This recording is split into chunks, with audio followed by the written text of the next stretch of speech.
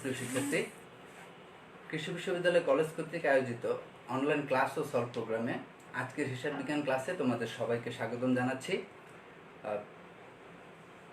একটু প্রযুক্তিগত ত্রুটির কারণে আমার ক্লাসটা শুরু করতে কিছুটা বিলম্ব হয়ে গেল, আমি তার জন্য আন্তরিকভাবে দুঃখিত। আমরা বলেছিলাম যে আজকে আমরা অংশীদারি কারবারের যে হিসাব আমরা তিনটা চারটা ক্লাস ধরে যেই অঙ্কটি করে আসছি তার একটা উদ্দীপক নিয়ে আমরা আলোচনা করব এবং আমরা দেখব যে একটি উদ্দীপক থেকে কিভাবে এই অঙ্কটি করতে হবে, আমরা সেই বিষয়টি দেখব। পাশাপাশি আজকের আমার যে উদ্দীপকটি থাকবে এখানে নতুন আরেকটি বিষয় অন্তর্ভুক্ত থাকবে যেটি খুবই ইম্পর্টেন্ট এই অঙ্কের জন্য। এটা একটু ডিফিকাল্ট টাস্ক, কিন্তু যদি আমরা বুঝতে পারি তাহলে খুবই সহজ হবে আমাদের জন্য। আশা করি আমরা সবাই এটি বুঝতে পারবো। আমি চেষ্টা করব তোমাদেরকে খুবই সহজবুদ্ধভাবে বিষয়টি বোঝানোর। তো আসো আজকে আমরা আমাদের আলোচনায় ফিরে যাই, এমনিতেই একটু সময় লেট হয়ে গেছে আমাদের। তোমরা সবাই মনোযোগ সহকারে আমার কথাগুলো শুনবে এবং চার্টে বা বোর্ডে আমি যা লিখি বা দেখাই সেটি অবশ্যই মনোযোগ সহকারে দেখবে। আশা করি যে কোথাও না বোঝার মতো কিছু থাকবে না। তো আসো আমরা আমাদের আলোচনায় ফিরে যাই, মূল আলোচনায়। আমাদের অংশীদারি কারবারের হিসাব আমরা বলেছিলাম যে অংশীদারি কারবারের হিসাবের বইতে যে উদ্দীপকগুলো রয়েছে সেই উদ্দীপকগুলিতে মূলত যে বিষয়গুলো অন্তর্ভুক্ত থাকে বা যে লেনদেনগুলোর কথা সেখানে বলা থাকে সেই লেনদেনগুলো প্রায় একই রকম থাকে। দেখবে যদি 20টি অঙ্ক থাকে বইতে, তাহলে সেই 20টি অঙ্কের মধ্যেই কিছু কমন ফ্যাক্টর থাকবে, কিছু কমন ট্রানজ্যাকশন থাকবে যেগুলো আমরা বারবারই পাবো। প্রতিটি অঙ্কেই আমরা সেই জিনিসগুলো পাবো। দেখো আমরা যেটি দেখি যে প্রতিটি উদ্দীপকের শুরুতেই বলা হয়ে থাকে যে 2-3 জন অংশীদার একত্রিত হয়ে একটি কারবার আরম্ভ করলেন, তাদের মূলধনের পরিমাণ ছিল যথাক্রমে এত। এই একটি ব্যাপার 100% কমন একটি ব্যাপার, প্রতিটি অঙ্কেই এই জিনিসটি থাকে।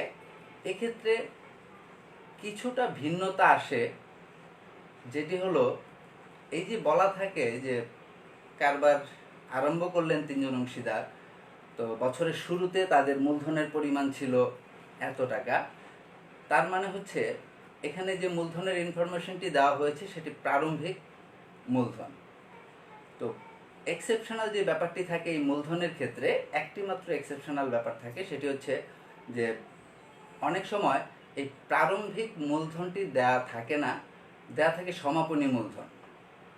তো সেই ক্ষেত্রে আমাদের যেটি করতে হয় যে সমাপনী মূলধন দেয়া থাকবে, আবার মূলধনের উপর সুদ ধার্যের কথাও বলা থাকবে। তাহলে আমরা কিন্তু জানি যে মূলধনের উপর যে সুদ ধার্য করার কথা বলা হয়ে থাকে আমাদেরকে, সেটি কিন্তু আমাদের প্রারম্ভিক মূলধনের উপর ধার্য করতে হয়, সমাপনী মূলধনের উপর নয়। তাহলে উদ্দীপকে যদি সমাপনী মূলধনের উপর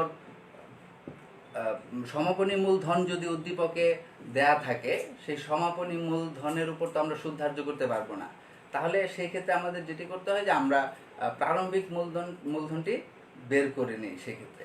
তাহলে এই যে ব্যাপারটি, যে মূলধনের ক্ষেত্রে দেখা যায় দুটি ব্যাপারই থাকে। একটি হচ্ছে যে মূলধনটি প্রারম্ভিক দেয়া থাকে মোস্ট কমনলি প্রায় সব অঙ্কেই, আর কিছু ক্ষেত্রে ব্যতিক্রম যেটি বা একটু ডিফিকাল্ট টাস্ক হিসেবে আমরা যেটি বললাম সেটি হচ্ছে যে সমাপনী মূলধন দেয়া থাকতে পারে, সেক্ষেত্রে আমাদের প্রারম্ভিক মূলধনটি বের করে নিতে হবে। তো কিভাবে বের করব, আমরা আজকে আমাদের যে উদ্দীপকটি সেই উদ্দীপকে আমরা এমনই একটি বিষয় অন্তর্ভুক্ত রেখেছি যাতে করে তোমরা এই ব্যাপারটি সম্পর্কে একটি ক্লিয়ার কনসেপ্ট পেতে পারো। আমরা সেটি দেখব একটু পরেই। তো আমরা যেটি বলছি যে মূলধনের ব্যাপারটি কমন একটি ব্যাপার থাকে। তারপর উদ্দীপকে যে বিষয়টি বলা থাকে উত্তোলনের কথা বলা থাকে, এটিও একটি কমন ব্যাপার যে উত্তোলন অংশীদাররা উত্তোলন করতে পারে। তো সেই উত্তোলনের পরিমাণটি সেখানে বলা থাকে, দেয়া থাকে যে 3 জন অংশীদার যদি হয় তাহলে প্রত্যেকে কত করে উত্তোলন করলো, সেই কথাটি সেখানে বলা থাকে। উত্তোলনের উপর যদি সুদ ধার্যের কথা বলা থাকে তাহলে আমাদেরকে সুদ ধার্য করতে হয়, এটিও একটি কমন বিষয়। উত্তোলনের সুদের ব্যাপারটি এক্ষেত্রে থাকতে পারে। উত্তোলনের সুদের ব্যাপারে আমরা আমাদের প্রিভিয়াস ক্লাসে বিস্তারিত আলোচনা করেছি যে উত্তোলনের সুদের ক্ষেত্রে আমরা বলেছি অনেকগুলো ফ্যাক্টর, অনেকগুলো প্রক্রিয়া, অনেকগুলো রকম থাকে যেগুলো প্রত্যেকটি আমরা পুঙ্খানুপুঙ্খভাবে বিশ্লেষণ করেছি। যে প্রতি মাসের শুরুতে উত্তোলন করলে কত মাসের সুদ ধরতে হবে, প্রতি মাসের মাঝামাঝি করলে কত, শেষে করলে কত, 2 মাস অন্তর অন্তর করলে কত, 1 মাস অন্তর অন্তর করলে কত, 3 মাস অন্তর অন্তর করলে কত।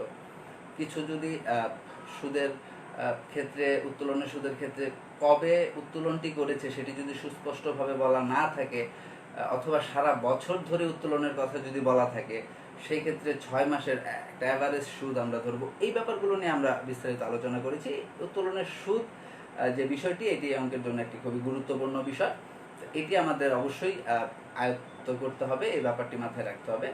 তারপর থাকে হচ্ছে যে অংশীদারদের মধ্যে কেউ যদি সার্বক্ষণিক দায়িত্ব পালন করে থাকে তাহলে তার বেতনের ব্যাপারটি থাকতে পারে। সেক্ষেত্রে একজন অংশীদার সার্বক্ষণিক দায়িত্ব পালন করতে পারে, 2 জন অংশীদারও পারে। যদি 2 জন দায়িত্ব পালন করে, 2 জনের বেতনের কথা বলা থাকে তাহলে আমরা 2 জনকেই বেতন দিব। আবার যদি একজনের কথা বলা থাকে তাহলে একজনকে বেতন দিব। তো এভাবে বেতনের ব্যাপারটি এখানে আসতে পারে বা আসে। মূলধনের সুদের কথা আমরা বললাম যে মূলধনের উপর সুদ ধার্যের কথা বলা থাকতে পারে, মূলধনের উপর সুদ ধার্যের কথা বলা থাকলে আমরা সেটিও ধরবো। কমিশনের ব্যাপারটি থাকে, ঋণের ব্যাপারটি থাকতে পারে, ঋণের সুদের কথা, যেটি যে ঋণ যদি বলা থাকে ঋণ নেওয়া হয়েছে তাহলে সুদের কথা বলা না থাকলেও আমাদেরকে কি করতে হবে, সেই ক্ষেত্রে সুদ ধার্য করতে হবে।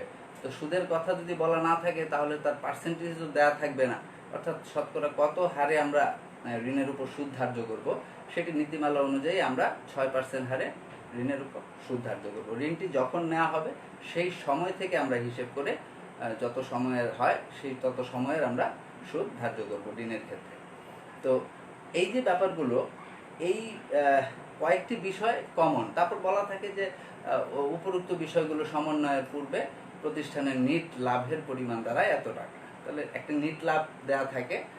তো এই নিট লাভটি দেওয়া থাকে এবং পাশাপাশি বলা থাকে যে উপরোক্ত বিষয়গুলো সমন্বয়ের পূর্বে। তার মানে হচ্ছে যে এখন যে বিষয়গুলোর কথা বলা হচ্ছে এই বিষয়গুলো এখন পর্যন্ত সমন্বয় করা হয়নি, কিন্তু অলরেডি একটি কি নিট লাভ আমাদেরকে দিয়েছে, সেখানে একটি নিট লাভের কথা সেখানে বলা হয়েছে।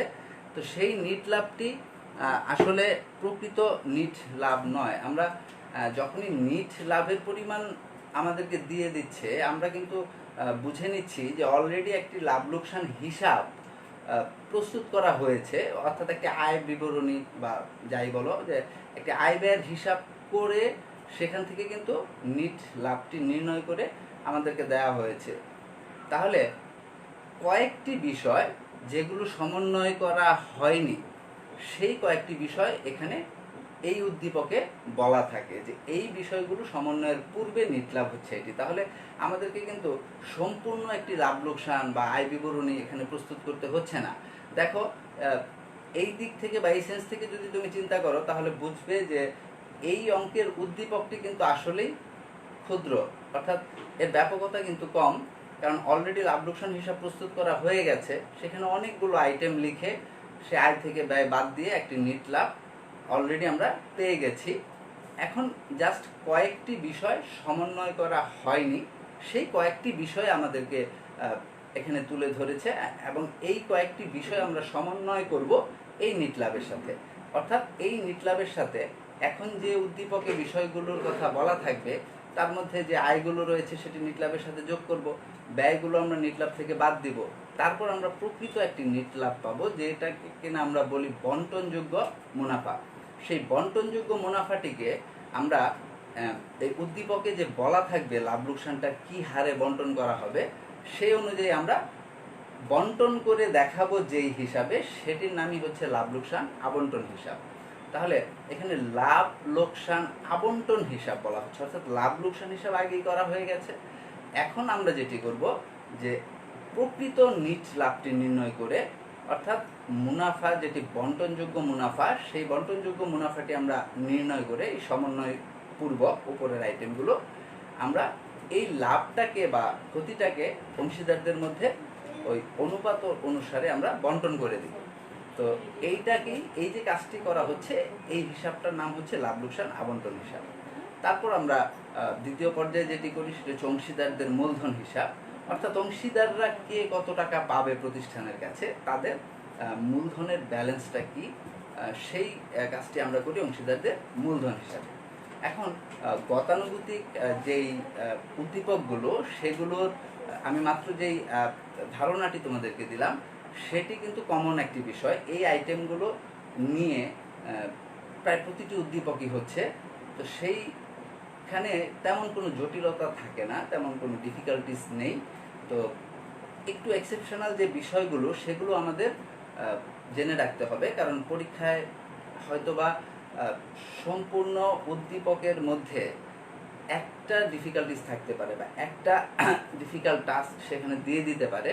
তো দেখা যাবে আমি সব পারা সত্ত্বেও সেই একটা আইটেমের জন্য কিন্তু অঙ্কটি করতে পারছি না। তো এই জন্য জাস্ট একটু পরিশ্রম করলে বা একটু আন্তরিকতার সাথে সময় দিলেই যদি আমি সেটা শিখে নিতে পারি, তাহলে অবশ্যই আমার সেটি শিখে নেওয়া উচিত। আজকে আমরা এমন একটি উদ্দীপক নিয়ে আলোচনা করব। আমরা দেখব যে এখানে আসলে আমরা কিভাবে কাজ করতে হবে আমাদের।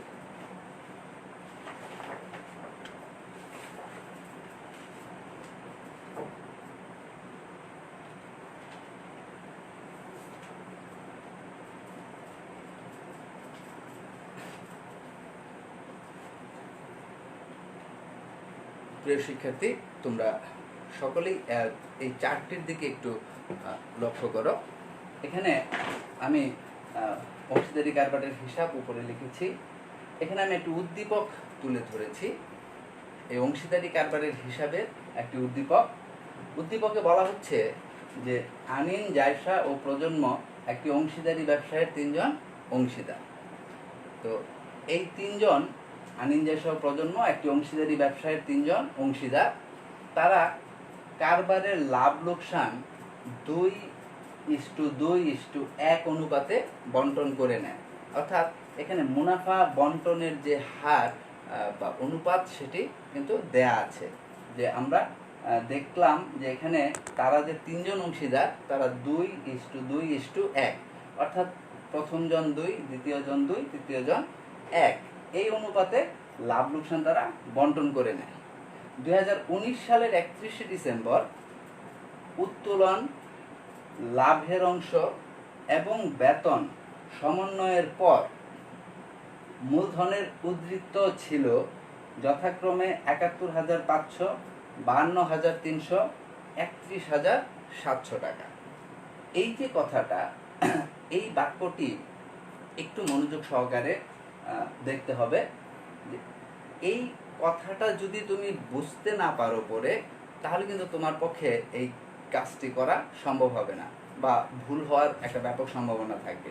প্রথমেই যেই কাজটি তোমাদেরকে আমি সবসময় বলি করতে হবে, সেটি হচ্ছে প্রশ্নটি খুব ভালোভাবে পড়তে হবে।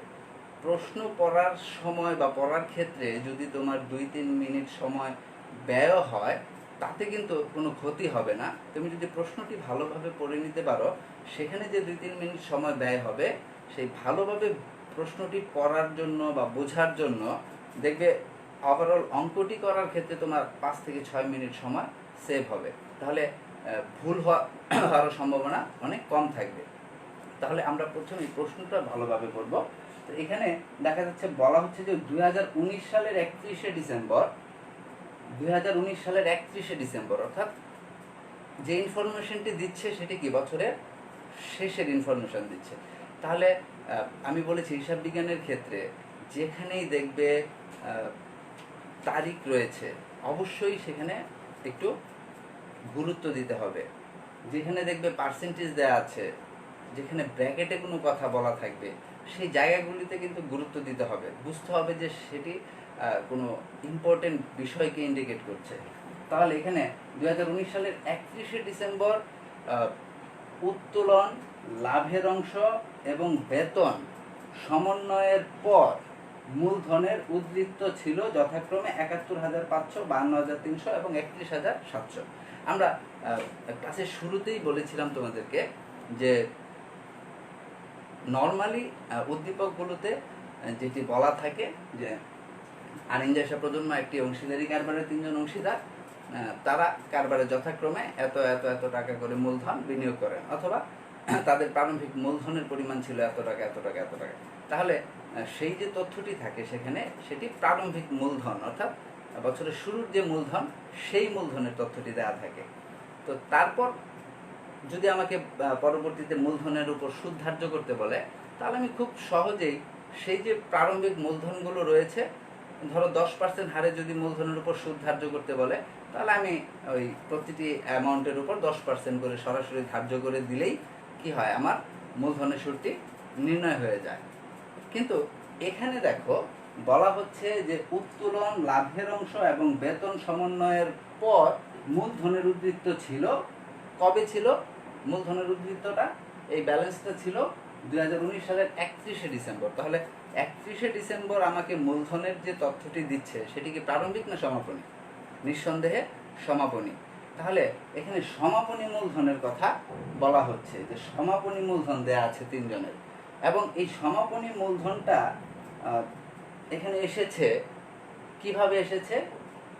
অবশ্যই তাদের একটা প্রারম্ভিক মূলধন ছিল, যেটি এখানে স্পষ্ট করে বলা নেই। প্রত্যেকটি প্রতিষ্ঠানেরই কি একটি প্রারম্ভিক মূলধন অবশ্যই থাকবে। তাহলে প্রারম্ভিক মূলধন ছিল, কিন্তু সেই প্রারম্ভিক মূলধনের সাথে কি করা হয়েছে, যে উত্তোলন, লাভের অংশ এবং বেতন সমন্বয় করা হয়েছে। সমন্বয় করার পর গিয়ে বছরের শেষে এই ব্যালেন্সটা বের হয়েছে। তার মানে কি, এখানে যে সমাপনী মূলধনটি রয়েছে, এই সমাপনী মূলধনটি 3টি আইটেম সমন্বয়ের পর কিন্তু নির্ণয় করা হয়েছে। তাহলে এই সমাপনী মূলধনটি, প্রারম্ভিক যে মূলধনটি ছিল সেই প্রারম্ভিক মূলধনের সাথে এই 3টি আইটেম সমন্বয়ের পর গিয়ে নির্ণয় করা হয়েছে এই সমাপনী মূলধন। এখন আমরা বলেছি যে এই অঙ্কের মধ্যে আমাদের প্রয়োজন হয় যে মূলধনটি, সেটি কি প্রারম্ভিক মূলধন। কোন ক্ষেত্রে প্রারম্ভিক মূলধনটি প্রয়োজন হয়?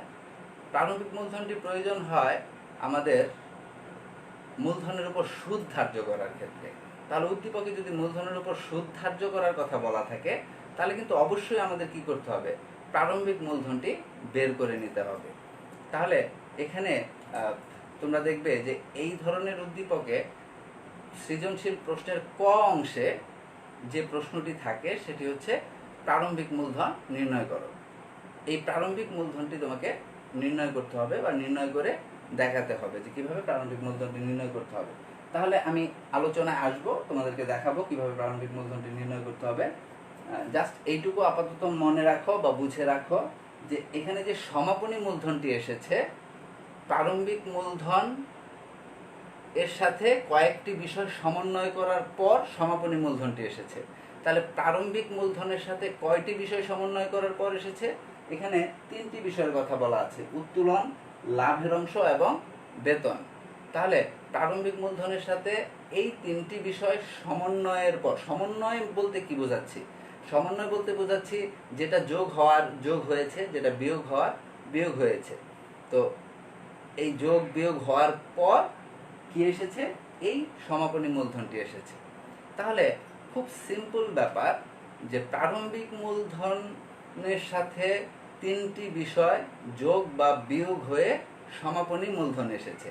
তাহলে উপর থেকে যেই কাজটি করে এই নিচের সমাপনী মূলধনটি নির্ণয় করা হয়েছে, আমরা উপর থেকে যেমন কাজ করতে করতে নিচের এই তথ্যটি পর্যন্ত আসতে পেরেছি, ঠিক একইভাবে আমরা এই নিচের সমাপনী মূলধনকে ধরে তার উল্টো বা বিপরীত কাজ করে করে কিন্তু উপরে পৌঁছে যেতে পারব।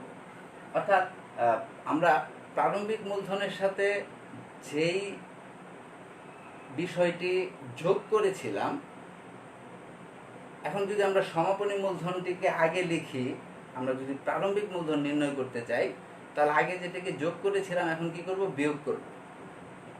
আগে যেটাকে বিয়োগ করেছিলাম এখন কি করব? যোগ করব। তাহলে 3টা আইটেম হয় যোগ হয়েছে নয়তো বিয়োগ হয়েছে। তাহলে প্রারম্ভিক মূলধনের সাথে যেটি যোগ হয়েছিল, আমরা পড়লেই, আইটেমটি পড়লেই বুঝতে পারবো যে কোনটা যোগ হওয়ার আর কোনটা বিয়োগ হওয়ার। তাহলে যেটি আগে যোগ করা হয়েছিল বলে আমাদের মনে হবে পরে, সেটিকে আমরা কি করব, সমাপনী মূলধন থেকে মাইনাস করব। আবার প্রারম্ভিক মূলধনের সাথে যেটি মাইনাস করা হয়েছিল প্রারম্ভিক মূলধন থেকে, সমাপনী মূলধনের সাথে এখন কি করব, যোগ করে দেব। তাহলে আমরা আগের জায়গায় পৌঁছে যাব।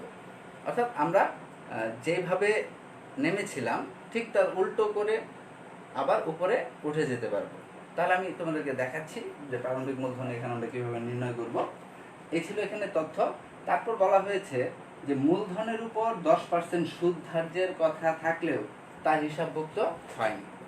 দেখো, একটু আগে আমি বলছিলাম তোমাদেরকে যে মূলধনের উপর 10% সুদ ধার্যের কথা ছিল, কিন্তু তা হিসাবভুক্ত হয়নি। তাহলে এই যে মূলধনের উপর 10% সুদ ধার্যের কথা ছিল কিন্তু হিসাবভুক্ত হলো না, তাহলে এখন আমাদের কি করতে হবে? অবশ্যই সেটিকে হিসাবভুক্ত করতে হবে। তাহলে আমরা নিয়ম অনুযায়ী সেটিকে হিসাবভুক্ত করব। এখন হিসাবভুক্ত করার ক্ষেত্রে তোমাকে প্রথমে কি করতে হবে? মূলধনের সুদটা তো নির্ণয় করে নিতে হবে। তাহলে এই মূলধনের সুদটা নির্ণয় করতে হলে তোমাকে কি করতে হবে? কত পার্সেন্ট হারে ধার্য করতে হবে? 10% হারে। তাহলে 10% হারে তুমি কার উপর ধার্য করবে? প্রারম্ভিক মূলধনের উপর না সমাপনী মূলধনের উপর? আমি আগেই বলেছি যে মূলধনের উপর সুদ ধার্য করা হয় প্রারম্ভিক মূলধনের উপর, কিন্তু আমাদের এখানে প্রারম্ভিক মূলধনটি দেয়া নেই। তাহলে প্রথমেই আমাদের যে কাজটি করতে হবে সেটি হচ্ছে প্রারম্ভিক মূলধনটি নির্ণয় করে নিতে হবে।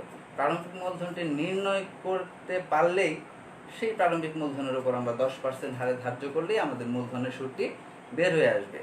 তখন এই মূলধনের সুদটি যেহেতু হিসাবভুক্ত করা হয়নি, তাহলে এটিকে হিসাবভুক্ত করতে হবে। আর এই হিসাবভুক্ত করার কাজটি আমরা করব কোথায়? লাভ লোকসান আবন্টন হিসাবে। যেহেতু মূলধনের সুদ প্রতিষ্ঠানের জন্য একটি ব্যয়, তাহলে লাভ লোকসান আবন্টন হিসাবে সেটিকে আমরা ডেবিট পাশে দেখাবো। এই মূলধনের সুদটি যেহেতু হিসাবভুক্ত করা হয়নি। তোমাদের একটি মজার ব্যাপার হচ্ছে, এই যে উদ্দীপকটি, এই উদ্দীপকটিকে তুমি যতটাই জটিল মনে করছো, তোমার জন্য কাজটি কিন্তু ততটাই সহজ হয়ে যাবে। কারণ এখানে এমনভাবে তথ্যগুলো দেয়া আছে বা এমন কিছু তথ্য উপাত্ত দেয়া আছে যে অ্যাডভান্স অনেক কাজ এখানে বা ইনফরমেশন তোমাকে এখানে দিয়ে দিয়েছে, যার ফলে কিনা তোমাকে এর আগের কোনো বিষয় আর নতুন করে লিখতে হবে না। এই উদ্দীপকের ক্ষেত্রে যখন তুমি সমন্বিত লাভ লোকসান আবন্টন হিসাব করতে যাবে, তখন দেখবে যে তোমাকে জাস্ট 2-3টা আইটেম নিয়ে কাজ করতে হবে, এত বিশাল আইটেম নিয়ে কাজ করতে হবে না। যখন তুমি অংশীদারদের মূলধন হিসাব প্রস্তুত করবে, সেক্ষেত্রেও তোমাকে সহজ করে দিবে যে সমাপনী মূলধন দেয়া আছে। তাহলে সমাপনী মূলধন দেয়া আছে যেহেতু, আমরা এখান থেকে প্রারম্ভিক মূলধন আবার নির্ণয় করব, কিন্তু অংশীদারদের মূলধন হিসাব আমরা যখন নির্ণয় করব বা দেখাবো, তখন আমরা কি প্রারম্ভিক মূলধন থেকে আবার শুরু করব? তাহলে তো আমরা গাধার মতো খাটবো। অর্থাৎ প্রারম্ভিক মূলধন লিখে আবার কতগুলো আইটেম যোগ বিয়োগ করে তারপর আবার কি করব? সমাপনী মূলধনে যাব।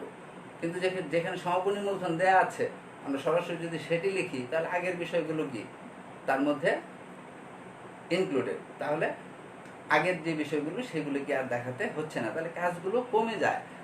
এই অঙ্কটি করার সময় অবশ্যই তুমি দেখবে যে তোমার টাইম সেভ হবে, প্লাস হচ্ছে খুব অল্প কিছু লিখেই তুমি এখানে পুরো নাম্বারটি পেতে পারবে। তাহলে এখানে মূলধনের সুদের কথা আমরা বললাম, মূলধনের সুদ ধার্যের বিষয়টি আমরা দেখব। আগে আমি উদ্দীপকটি সম্পূর্ণ তোমাদেরকে দেখিয়ে নিচ্ছি।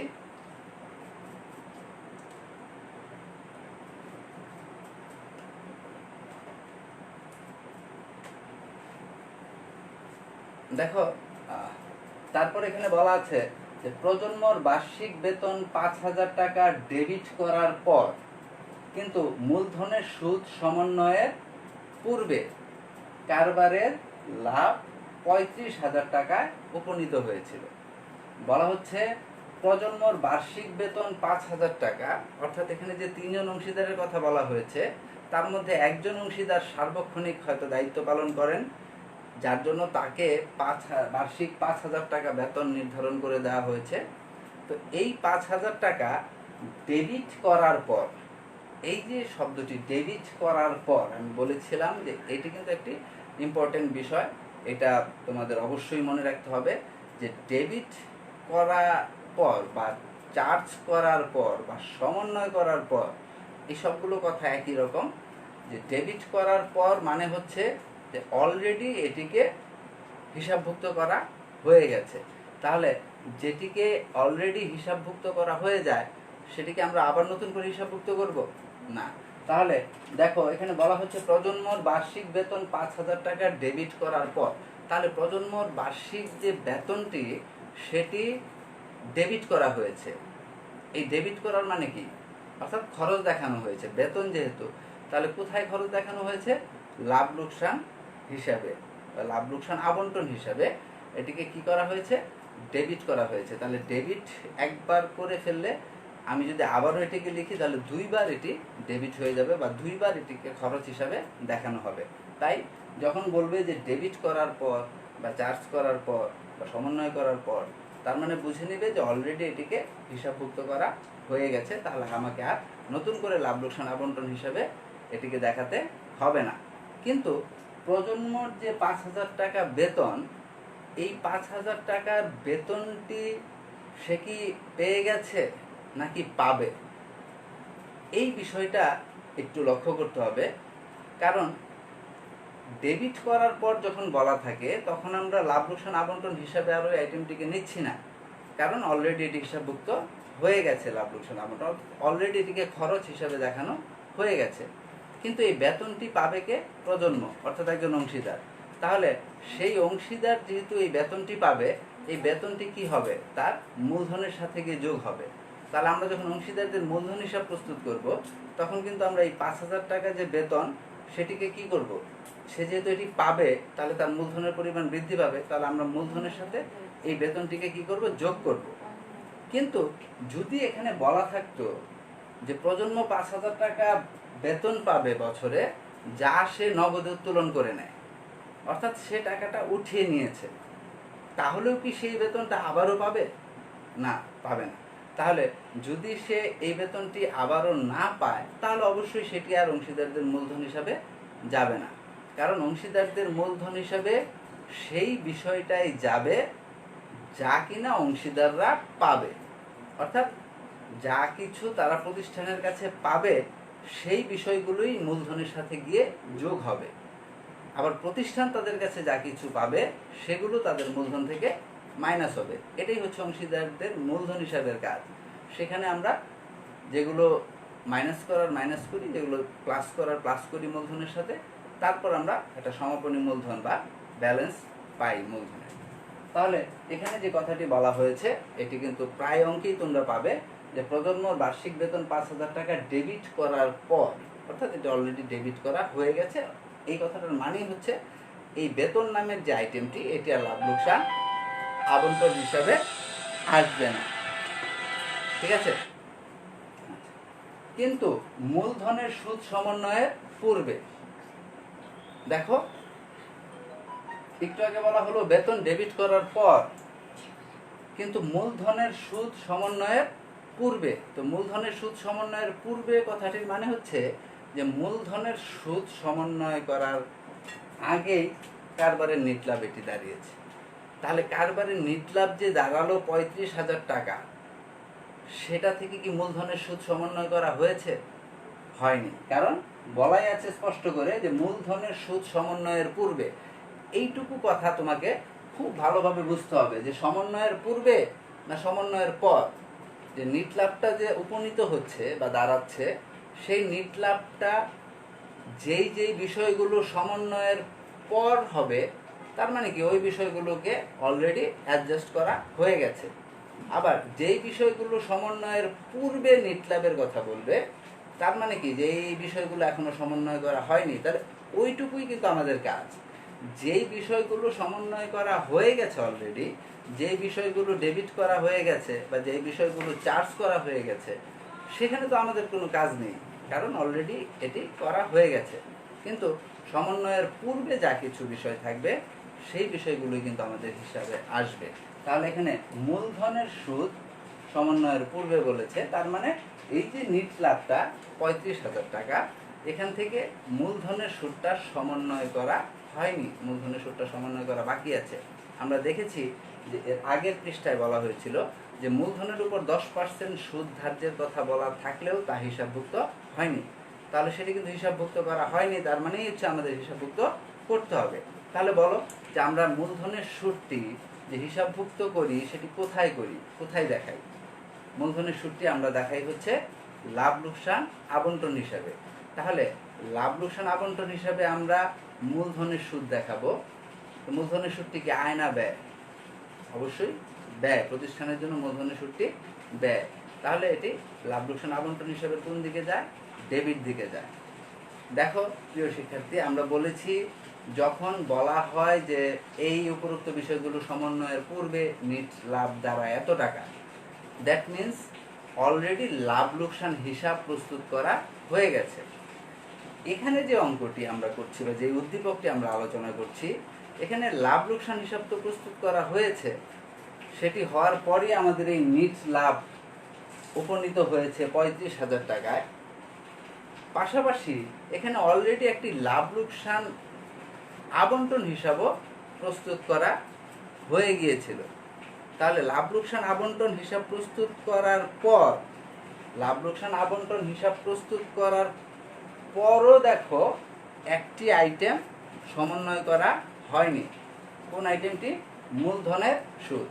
তাহলে এখন আমাদের আবার লাভ লোকসান আবন্টন হিসাব না, সম্পূর্ণ লাভ লোকসান আবন্টন হিসাব প্রস্তুত করতে হবে না, প্রস্তুত করতে হবে হচ্ছে সমন্বিত লাভ লোকসান আবন্টন হিসাব। তার মানে ওই যে বিষয়টি, যে বিষয়টি সমন্বয়ের বাকি রয়ে গেছে, শুধুমাত্র সেই বিষয়টি এখানে আসবে, শুধু সেটিকে আমরা সমন্বয় করব। তার মানে দেখো মজার ব্যাপার হচ্ছে, এখানে আমি এই অঙ্কে যে লাভ লোকসান আবন্টন হিসাবটি করব, সেখানে মাত্র একটি আইটেমই আসবে। কি আসবে? মূলধনের সুদ। আর কোনো আইটেম এখানে নেই। জাস্ট একটি আইটেমের উপর ভিত্তি করেই তোমাকে সমন্বিত লাভ লোকসান আবন্টন তৈরি করতে হবে। তাহলে লক্ষ্য করে দেখো কতটা সহজ কাজ। তাহলে এই যে কথার যে জটিলতা, এখানে উদ্দীপকটিকে যেভাবে উপস্থাপন করা হবে, সেখানে হয়তোবা একটু ঘুরিয়ে পেঁচিয়ে বলা থাকবে, সেই জটটা কিন্তু তোমাকে আগে খুলে নিতে হবে। আর এটাই হচ্ছে একজন মেধাবী শিক্ষার্থীর কাজ। যার মধ্যে সেই ট্যালেন্টটা থাকবে, সে কিন্তু অবশ্যই সাকসেসফুল হবে। তোমাকে প্রথমে সেই জটিলতা বা সেই ডিফিকাল্ট যে টাস্কগুলো, জায়গাগুলো, তার হিন্টসটা খুঁজে বের করতে হবে। এখানে কি বোঝাতে চাচ্ছে বা এত কথার মধ্যে সারমর্মটা কি, মূল কথাটা কি, সেটি কিন্তু আমাদের আগে খুঁজে বের করতে হবে। তাহলে আমরা দেখলাম এই ব্যাপক আলোচনার মধ্যে আমাদের লাভ লোকসান আবন্টন হিসাব, যেটা আমরা সমন্বিত লাভ লোকসান আবন্টন হিসাব করব, সেখানে কিন্তু মাত্র একটি আইটেম আসবে। তো আমরা দেখাবো কিভাবে আমরা এই কাজটি করব। তারপর বলা হচ্ছে অংশীদারদের উত্তোলনের পরিমাণ আনিন 12,500, জায়সা 7,700 এবং প্রজন্ম 5,600। তাহলে এখানে অংশীদাররা কে কত টাকা করে উত্তোলন করেছে সেটি বলে দেয়া আছে। তাহলে উত্তোলন 12,500 হচ্ছে আনিন, জায়সা হচ্ছে 7,700 এবং প্রজন্ম 5,600। তাহলে এই তিনটি অ্যামাউন্ট তারা উত্তোলন করেছে। দেখো এখানে উত্তোলনের সুদের কথাও কিন্তু বলা নেই। তাহলে কতটা সহজ একটা উদ্দীপক। আমরা এখানে কিন্তু খুব অল্প কাজ করেই এই অঙ্কটি শেষ করতে পারবো। তাহলে এইটুকু ছিল আমার এই অঙ্কের উদ্দীপক। তাহলে আমরা এখানে যে বিষয়টি দেখব, যে আমাদের এখানে করণীয় হচ্ছে তিনটি। একটা হচ্ছে প্রথম যে কতে আমাদের করতে হবে প্রারম্ভিক মূলধন নির্ণয় করতে হবে।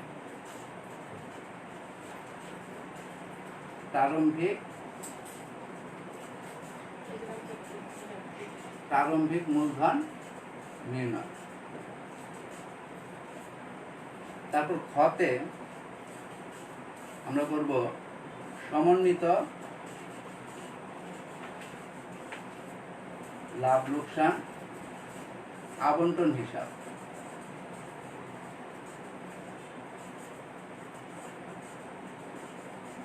সমন্বিত লাভ লোকসান আবন্টন হিসাব।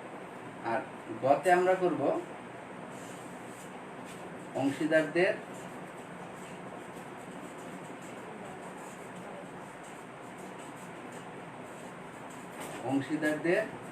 পুনঃসমন্বিত মূলধন হিসাব।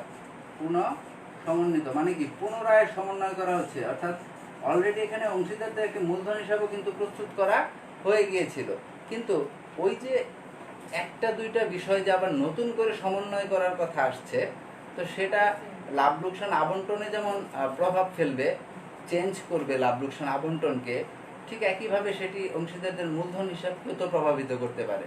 তাহলে কি করতে হবে, আমাকে আবারও লাভ লোকসান আবন্টন হিসাব করতে হচ্ছে। সেই জন্য আমি ওটার নাম দিলাম সমন্বিত লাভ লোকসান আবন্টন হিসাব।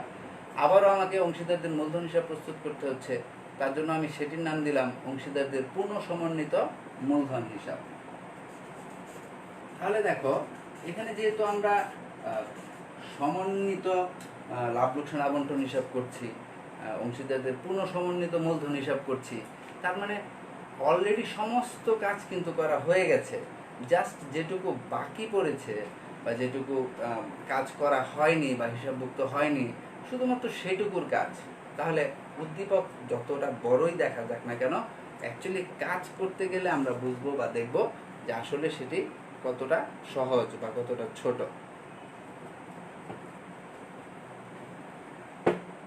দেখো,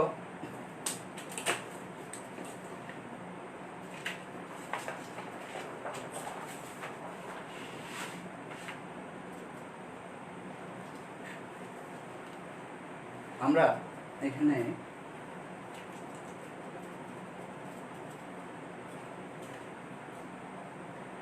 প্রথমে আমরা ক অংশের কাজটি করব, যেটি হচ্ছে প্রারম্ভিক মূলধন নির্ণয়। আমরা অনেকেই এই বিষয়গুলো ঠিকমতো বুঝতে না পেরে এটিকে খুবই জটিল বা কঠিন আখ্যায়িত করে এগুলোকে দূরে সরিয়ে দেই বা নিজেরা এগুলো থেকে দূরে থাকার চেষ্টা করি। আর এই দূরত্বটা এমন দূরত্বই হয় যে সারা জীবনেও আর এটিকে হয় না। তো একটা ভয় ঢুকে যায় আমাদের মধ্যে। আসলে ভয় পাবার মতো কিছুই এখানে নেই। হিসাব বিজ্ঞান খুবই সহজ সরল একটি বিষয়। শুধুমাত্র এখানে প্রয়োজন যেটি, সেটি হচ্ছে তোমার বুঝতে পারা। বুঝতে পারার সেই আন্তরিকতা বা চেষ্টাটা যদি তোমার মধ্যে থাকে, তাহলে তুমি দেখবে যে খুবই সিম্পল একটা ব্যাপার, সহজ একটা ব্যাপার, প্র্যাকটিক্যাল বিষয় যেগুলো প্রতিনিয়ত আমাদের চোখের সামনে ঘটছে। আমরা নিজেরা এই বিষয়গুলোর সাথে ইনভলভ থাকছি। শুধুমাত্র যোগ বিয়োগ গুণ ভাগ এইটুকুর উপরেই কিন্তু এই হিসাব বিজ্ঞান পরিচালিত হচ্ছে। তাহলে খুব সায়েন্সের অন্যান্য সাবজেক্টগুলোর মতো এখানে আমার কয়েকশো ফর্মুলা মুখস্থ করতে হচ্ছে না। তোমাকে শুধুমাত্র কিছু ফরম্যাট, স্ট্রাকচার আর কিছু নীতিমালা অনুসরণ করতে হবে। এই নীতিমালাগুলো এমন যে এটি তোমার আলাদা করে খাতায় লিখে লিখে মুখস্থ করতে হবে না। তুমি কাজ করার সময় এটি শুনবে, শিখবে, দেখবে অটোমেটিক্যালি এটি তোমার মেমোরিতে স্টোর হয়ে যাবে, তোমার মেমোরিতে এগুলো থেকে যাবে। তুমি যখনই ওই কাজটি করতে যাবে, তোমার ব্রেন তখনই তোমাকে সাজেস্ট করবে ওই ফর্মুলাটি বা ওই নীতিমালাটি প্রয়োগ করতে। দেখো, আমরা প্রারম্ভিক মূলধন নির্ণয় যে কাজটি আমাদেরকে করতে বললো, প্রারম্ভিক মূলধন আমরা এখানে নির্ণয় করি। তা আমি শুরুতে যে বিষয়টি বলেছিলাম তোমাদেরকে, আমি জাস্ট একটা উদাহরণ দিয়ে নিচ্ছি এখানে। যে ধরো আমরা যে কোনো একটা স্টার্টিং অ্যামাউন্ট হচ্ছে 10,000, ধরে নাও এটা প্রারম্ভিক মূলধন। প্রারম্ভিক মূলধন কত আছে শুরুতে? 10,000। এখন প্রারম্ভিক মূলধন আমরা যখন অংশীদারদের মূলধন হিসাব নির্ণয় করি, অংশীদারদের মূলধন হিসাব নির্ণয়ের মূল উদ্দেশ্যটি কী ছিল? আমি বলেছিলাম তোমাদেরকে, যেই অঙ্কটি করতে যাবে, যেই পার্ট বা যে অংশটি করবে, প্রথমে কিন্তু আগে ভালোভাবে জেনে নিতে হবে, বুঝে নিতে হবে এটি আমি কেন করছি বা এই অংশটি করার মূল উদ্দেশ্যটা কি, এখান থেকে আমি কি নির্ণয় করব। তাহলে অংশীদারদের মূলধন হিসাব থেকে আমরা কি নির্ণয় করি? যে অংশীদারদের শুরুতে একটা মূলধন থাকবে, তারপর এই প্রতিষ্ঠানটি 1 বছর পরিচালিত হওয়ার পর তার সেই মূলধনের সাথে আরও কিছু প্রাপ্য যোগ হবে, যা কিনা তার মূলধনকে বৃদ্ধি করবে। আবার কিছু বিষয় বা কিছু এরকম আইটেম বা কিছু অ্যামাউন্ট হয়তো বা তার মূলধন থেকে কি হবে, মাইনাস হবে। সে উত্তোলন করলে বা উত্তোলনের সুদ দিতে হলে এগুলো সমন্বয় করা হবে তার মূলধন থেকে। তো এভাবে তার মূলধনের সাথে কিছু বিষয় যোগ করে আবার কিছু বিষয় বাদ দিয়ে আমরা লাস্ট শেষে যে মূলধনটি পাবো সেটি কি নামকরণ করি আমরা সেটিকে সমাপনী মূলধন করি। যে লাস্টে ব্যালেন্স সিডি বা বিডি যেটা আমরা বের করি সেটিকে আমরা কি বলি সমাপনী মূলধন। অর্থাৎ বছরের শুরুতে তার মূলধন কত ছিল, এত টাকা। তারপর এই প্রতিষ্ঠানটি 1 বছর পরিচালিত হওয়ার পর বছর শেষে তার মূলধনের পরিমাণ কত দাঁড়ালো, এত টাকা। তাহলে শুরুতে যেটি ছিল সেটি হচ্ছে প্রারম্ভিক মূলধন, আবার শেষে যেটি নির্ণীত হলো সেটি হচ্ছে সমাপনী মূলধন।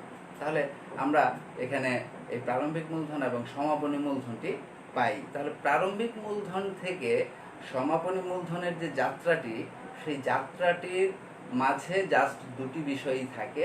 একটা হচ্ছে কিছু আইটেম যোগ হয়, কিছু আইটেম বিয়োগ হয়।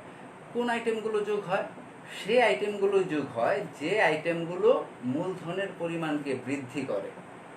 অর্থাৎ প্রারম্ভিক মূলধন একজন অংশীদারের ধরো 10,000 টাকা। এখন সেই অংশীদার যদি প্রতিষ্ঠান পরিচালনার জন্য 5,000 টাকা বেতন পাবে এমন থাকে, তাহলে কি হবে?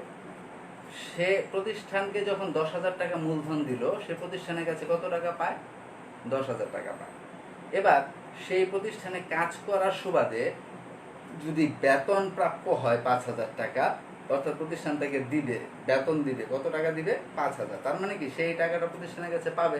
আমি বলেছি অংশীদাররা প্রতিষ্ঠানের কাছে কে কত টাকা পাবে এটি দেখানোই হচ্ছে অংশীদারদের মূলধন হিসাব প্রস্তুতের মূল উদ্দেশ্য। তাহলে সেই 5,000 টাকা বেতন বলো আমরা কি করব? সেই প্রারম্ভিক মূলধনের সাথে যোগ করব না মাইনাস করব?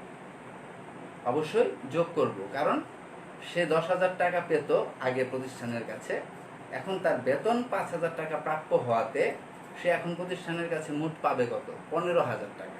10,000 টাকা পাবে মূলধন বাবদ, 5,000 টাকা পাবে বেতন বাবদ। তাহলে বেতন নামের যে আইটেমটি সেটি কিন্তু তার মূলধনকে এখানে বৃদ্ধি করছে, তাহলে অবশ্যই সেটি প্লাস হবে।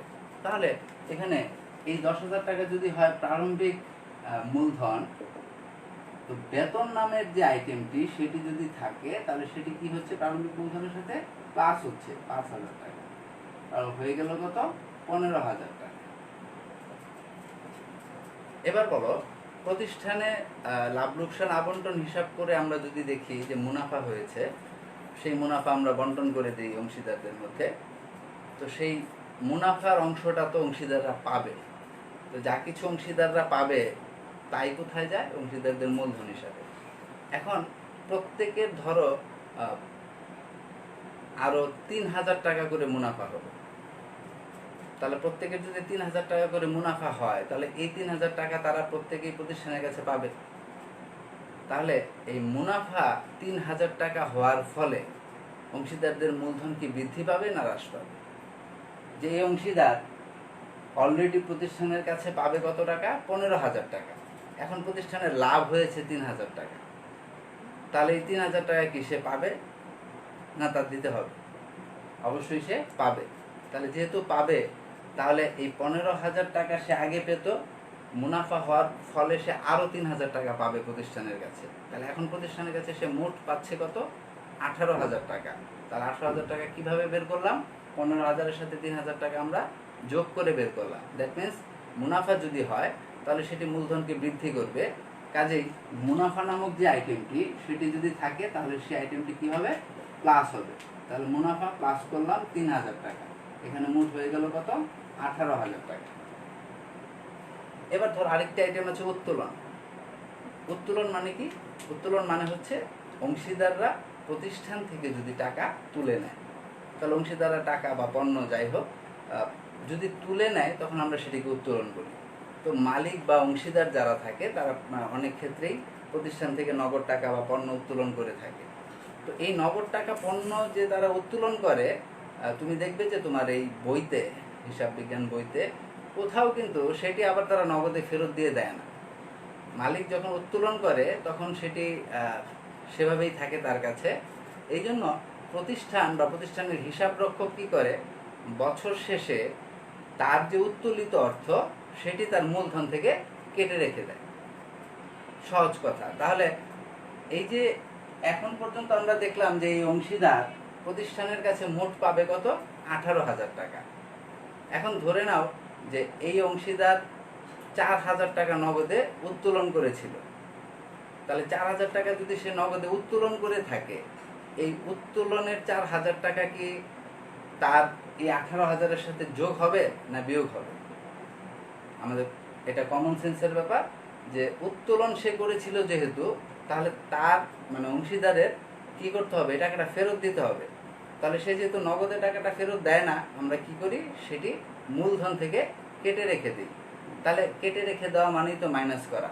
তাহলে তার মূলধন বা তার পাওনা আছে প্রতিষ্ঠানের কাছে কত, 18,000 টাকা। তাহলে উত্তোলন যদি সে করে থাকে, তাহলে সেটিকে আমরা কি করব, মাইনাস করবো। আমরা দেখালাম মাইনাস হচ্ছে উত্তোলন 4,000 টাকা। তাহলে থাকলো কত, 14,000 টাকা। ধরো আর কোনো আইটেম নেই। তাহলে এই 14,000 টাকা যেটি বের হলো বা নির্ণীত হলো, সেটির নাম হচ্ছে সমাপনী মূলধন। তার নাম হচ্ছে সমাপনী মূলধন। তাহলে এখন দেখো যে আমরা এখানে শুরুটা করেছিলাম কি দিয়ে, শুরুটা করেছিলাম প্রারম্ভিক মূলধন দিয়ে। প্রারম্ভিক মূলধন কত ছিল,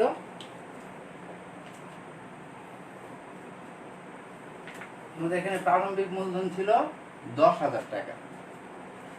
এই প্রারম্ভিক মূলধন 10,000 টাকা, এর সাথে আমরা 1, 2, 3 এই তিনটি আইটেম সমন্বয় করেছি।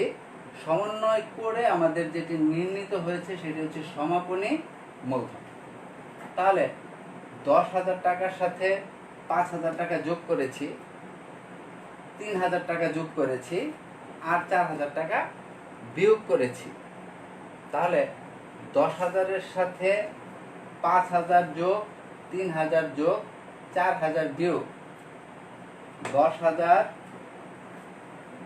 প্লাস হচ্ছে 5,000 প্লাস হচ্ছে 3,000 মাইনাস হচ্ছে 4,000। তাহলে রেজাল্টটা কি দাঁড়ালো, 14,000,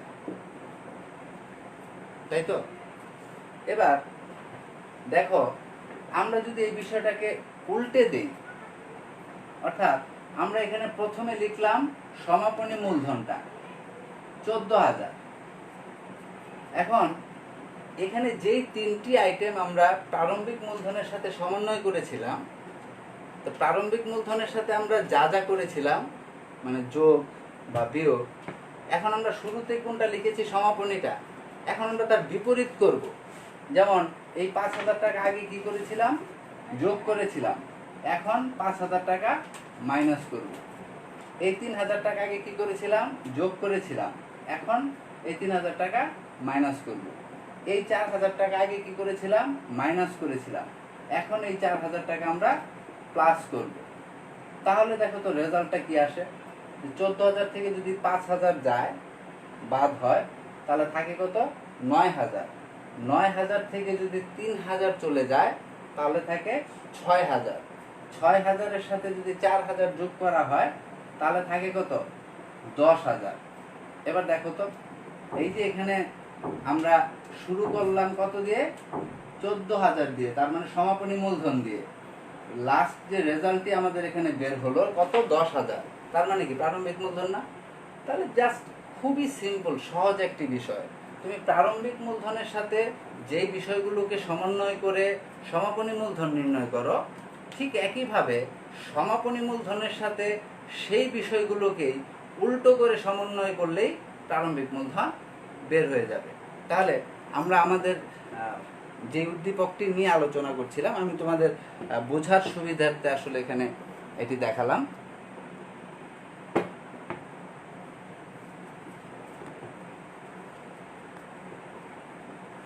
এখন আমরা আমাদের মূল অঙ্কের যে বিষয়টি সেটি দেখি। সেখানে আমাদের প্রারম্ভিক মূলধন নির্ণয় করতে বলেছে। তো সেখানে যে আমাদেরকে প্রারম্ভিক মূলধনটি নির্ণয় করতে বলেছে, তার জন্য আমরা কি করব, প্রথমে একটি ছক তৈরি করব।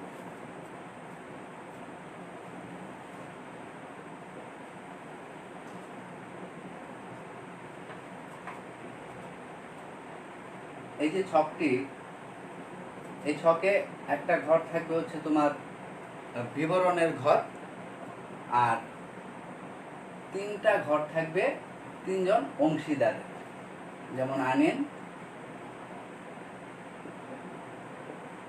জায়সা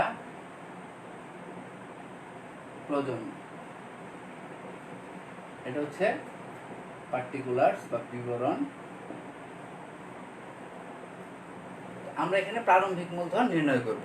তো আমরা একটু আগে তোমাদেরকে একটু উদাহরণ দিয়ে দেখালাম, নর্মাল একটা এক্সাম্পল দিয়ে, যে আমরা কিভাবে সেই প্রারম্ভিক মূলধন থেকে আমরা কিভাবে, সমাপনী মূলধন থেকে আমরা কিভাবে প্রারম্ভিক মূলধনটি নির্ণয় করব। তাহলে এখানে সিম্পল দেখো, আমরা আমাদের যে উদ্দীপকটি ছিল আর সেটার থেকে আমরা প্রথমেই যে আইটেমটি নিব সেটি হচ্ছে সমাপনী মূলধন।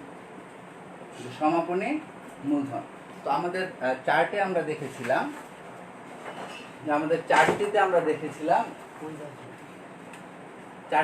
দেখেছিলাম যে এখানে কি ছিল, যে উদ্ধৃত কি ছিল যথাক্রমে ৭১,৫০০, ৫২,৩০০, ৩১,৭০০। তাহলে আনিনের ছিল হচ্ছে ৭১,৫০০, জায়সার ছিল হচ্ছে ৫২,৩০০, সমাপনী মূলধন, আর প্রজন্ম ছিল ৩১,৭০০। এই ছিল তিনজনের সমাপনী মূলধন। এখন বলা হয়েছিল এখানে যে সমাপনী মূলধন যেটি বের হয়েছে সেটি তিনটি বিষয় সমন্বয়ের পর: উত্তোলন, লাভের অংশ এবং বেতন। উত্তোলন, লাভের অংশ এবং বেতন, এই তিনটি আইটেম সমন্বয়ের পর হয়েছিল। তাহলে উত্তোলন, লাভের অংশ এবং বেতন। তাহলে আমরা প্রথমে উত্তোলনের ক্ষেত্রে আসি, যে আমরা নর্মালি যখন প্রারম্ভিক মূলধন লিখে আমরা যখন মূলধনের ব্যালেন্স নির্ণয় করি তখন আমরা উত্তোলনটিকে কি করি, যোগ করি না বিয়োগ করি? একটু আগে আমরা দেখালাম যে মূলধন থেকে আমরা উত্তোলনটাকে বাদ দিই, অর্থাৎ মালিকের যে উত্তোলন থাকে সেই উত্তোলনটিকে আমরা কি করি, মূলধন থেকে সমন্বয় করে দিই, মূলধন থেকে মাইনাস করে সমন্বয় করে দিই। তাহলে আমরা এখানে আমাদের চার্টে দেখেছিলাম যে উত্তোলনের পরিমাণ হচ্ছে আনিনের ছিল ১২,৫০০, জায়সার ছিল হচ্ছে, আমরা বলেছি যে আমাদের এখানে যেই ছকটি ছিল, চার্টটি ছিল, সেই চার্টে আমাদের উত্তোলন ছিল। আমরা উত্তোলন নর্মালি প্রারম্ভিক মূলধনের ক্ষেত্রে উত্তোলনটিকে মাইনাস করি। তাহলে এখন সমাপনী মূলধন থেকে আমরা কাজ করছি উল্টো থেকে। তাহলে এখন কি করব, আগে যেটিকে মাইনাস করতাম এখন প্লাস করব। তাহলে উত্তোলন যে আইটেমটি এটিকে আমরা এখন প্লাস করব। আমরা লিখলাম উত্তোলন, পরিমাণ ছিল হচ্ছে ১২,৫০০, ৭,৭০০, আর হচ্ছে ৫,৬০০। ১২,৫০০, ৭,৭০০ এবং হচ্ছে ৫,৬০০।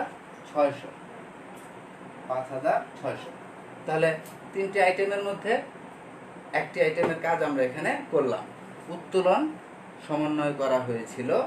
তারপর বলা হয়েছিল কি, লাভের অংশ সমন্বয়ের কথা বলা হয়েছিল। লাভের অংশ সমন্বয়ের কথা বলা হয়েছিল। এখন এই যে লাভের অংশ সমন্বয়ের কথা যে বলা হলো, তাহলে লাভের অংশটা কত ছিল? লাভের অংশটা কত ছিল? তাহলে দেখো, আমরা এখানে লাভের অংশ সমন্বয়ের কথা যদি বলে, তাহলে আমাদেরকে লাভের অংশ মানে মুনাফার যে অংশ সেটা আমরা কি করি, মুনাফা হলে কি হয়, অংশীদারদের মূলধনের সাথে যোগ হয়, কারণ এটি অংশীদাররা পাবে। তাহলে যেহেতু এটি অংশীদাররা পাবে, তাহলে মুনাফা যেটি হবে সেটি অংশীদারদের মূলধনের সাথে যোগ হবে, প্রারম্ভিক মূলধনের সাথে যোগ হবে। কিন্তু আমরা এখন কি করছি, সমাপনী মূলধন থেকে কাজ করছি, তার মানে উল্টোটা করতে হবে। তার আগে যেটাকে যোগ করতাম এখন কি করব, বিয়োগ করব। তাহলে এখানে লাভের অংশটিকে এখন আমরা কি করব, মাইনাস করব। তাহলে লাভের অংশটিকে মাইনাস যে করব, আমরা লাভের অংশটি তো নির্ণয় করে নিতে হবে। এখানে দেখো বলা ছিল যে সবকিছু সমন্বয়ের পূর্বে কারবারের নিট লাভ দাঁড়িয়েছিল কত টাকা, ৩৫,০০০ টাকা। সবকিছু সমন্বয়ের পূর্বে কারবারের নিট লাভ দাঁড়িয়েছিল ওই ৩৫,০০০ টাকা। তাহলে ৩৫,০০০ টাকা যদি নিট লাভ দাঁড়ায়, তাহলে এই ৩৫,০০০ টাকাকে আমাদের কি করতে হবে, এই তিনজন উদ্দীপকের মধ্যে বন্টন করে দিতে হবে। তাহলে আমরা যে বন্টন করব, আমি এখানে তোমাদেরকে একটু রাফ দেখাচ্ছি। 35,000 টাকা নিট লাভ হয়েছে, এটা আমরা উদ্দীপক যে অংশীদারদের মধ্যে বন্টন করে দেব। তো বন্টন যে আমরা করবো সেখানে একটা অনুপাত দেওয়া ছিল 2:2:1। তাহলে এই 2:2:1 অনুপাতে যদি এই 35,000 টাকা বন্টন করি আমরা, তাহলে কি দাঁড়ায় দেখো, 2 2 4 আর 1 হচ্ছে 5। তার মানে এখানে আনিন পাবে 35,000 ইন্টু 5/2, জায়সা পাবে 35,000 ইন্টু 5/2, প্রজন্ম পাবে 35,000 ইন্টু 5/1। ক্যালকুলেশন করলে আসবে 14,000, 14,000 এবং 7,000। দেখো 14 14 28, 28 আর 7 হচ্ছে 35,000। তাহলে এই যে 35,000 টাকা যে লাভ হয়েছিল, সেই 35,000 টাকা লাভ আমরা কি করলাম, তিনজন অংশীদারদের মধ্যে বন্টন করে দিলাম। তাহলে তিনজন অংশীদারদের মধ্যে যদি আমরা বন্টন করে দেই, তাহলে আমরা হিসাব অনুযায়ী দেখলাম যে এখানে আসে আনিনের 14,000, জায়সার 14,000, প্রজন্ম 7,000। তাহলে এই যে মুনাফার অংশটি, আমরা বলেছি মুনাফার অংশটি নরমালি প্রারম্ভিক মূলধনের সাথে যোগ হয়। এখন আমরা এখানে কি করব, মাইনাস করব। মাইনাস করে আমরা লিখব মুনাফার অংশ। মুনাফার অংশ আমরা নির্ণয় করলাম কত করে, 14,000, 14,000 এবং 7,000। আরেকটি আইটেম ছিল, সেটি কি ছিল, উত্তোলন, লাভের অংশ এবং বেতন। এখানে একজনের বেতনের কথা বলা হয়েছিল যে প্রজন্ম বার্ষিক বেতন 5,000 টাকা করে পাবে। এই 5,000 টাকা যে বেতন পাবে প্রজন্ম, সেই 5,000 টাকা বেতন নর্মালি অংশীদারের মূলধনের সাথে কি হয়, যোগ হয়। কারণ বেতন যদি পাবে একজন অংশীদার, তাহলে তার মূলধনকে সেটি বৃদ্ধি করবে। অর্থাৎ সে মূলধন বাবদ যত টাকা পাবে প্রতিষ্ঠানের কাছে, বেতন যদি পেয়ে থাকে, তাহলে আরও সেই টাকাটা তার বৃদ্ধি পাবে মূলধনের সাথে। তাহলে বেতন নর্মালি আমরা যোগ করি, কিন্তু যেহেতু আমরা এখানে উল্টো কাজ করছি, তাহলে এই ক্ষেত্রে এটিকে আমরা কি করব, মাইনাস করব। তাহলে মাইনাস করলাম বেতন, বেতন তো আর তিনজন পাবে না, শুধু একজন পাবে, প্রজন্ম। তাহলে এটি শুধুমাত্র তার ঘর থেকেই মাইনাস হবে। বাস, এখন আমরা এই যে তিনটি বিষয় যে সমন্বয় করা হয়েছিল প্রারম্ভিক মূলধনের সাথে, সেই তিনটি বিষয়কে আমরা এখন সমাপনী মূলধনের সাথে উল্টো করে করলাম। তাহলে উল্টো করে করাতে এখন যে ব্যালেন্সটা আমাদের বের হবে, সেই ব্যালেন্সটা আমাদের কি, প্রারম্ভিক মূলধন বের হবে। সেই ব্যালেন্সটা যেটা বের হবে সেটা হচ্ছে আমাদের জন্য প্রারম্ভিক মূলধন। যেমন এখানে যদি আমরা যোগ করি, তাহলে কত আসে দেখো,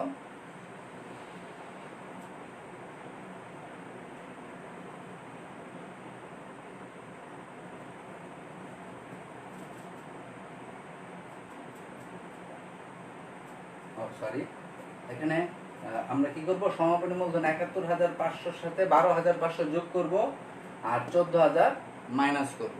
তাহলে এখানে রেজাল্ট আসবে হচ্ছে কত, 70,000। এখানে রেজাল্ট আসবে 70,000। তারপরে রেজাল্ট আসবে হচ্ছে 46,000। তারপরে এখানে যদি আমরা ক্যালকুলেশন করি, তাহলে আসবে 30,000।